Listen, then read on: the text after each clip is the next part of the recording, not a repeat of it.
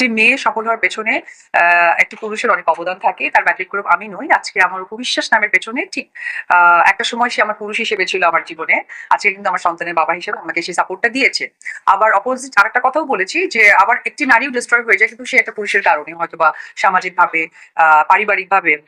তো সেই জায়গা থেকে আমার কাছে মনে হয় যে পৃথিবীতে আল্লাহ তাআলা প্রত্যেকটা জিনিসই প্রেজেন্টেশন রেখেছে ভালো এবং মন্দের। কিন্তু আমার স্পেসিফিক যদি বলে, যেহেতু আমার সাইড থেকে আমি সবসময় তার পজিটিভ সাপোর্টটা পেয়েছি, সো এটাই আমার কাছে বড় বক্তব্য। এই বিষয়টা নিয়ে যেহেতু আমি পজিটিভ হইতে দেখি, সুতরাং যারা নেগেটিভ দেখে সেই জ্ঞান বা সেই ধারণাটা আমার বলার কারোর জন্য দুটো লাইন নেই। এটুকুই আমি বলবো যে প্রত্যেকটা মানুষই সফলতার পেছনে কারো না কারো সাপোর্ট থাকে, পারিবারিক ভাবে হোক, বাবা মা হোক, স্বামী হোক, প্রেমিক হোক বা ওয়েল উইশার হোক।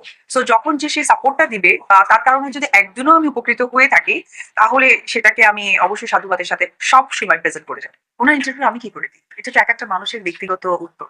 এখন আমি তো আপনার মনের কথা বলতে পারি।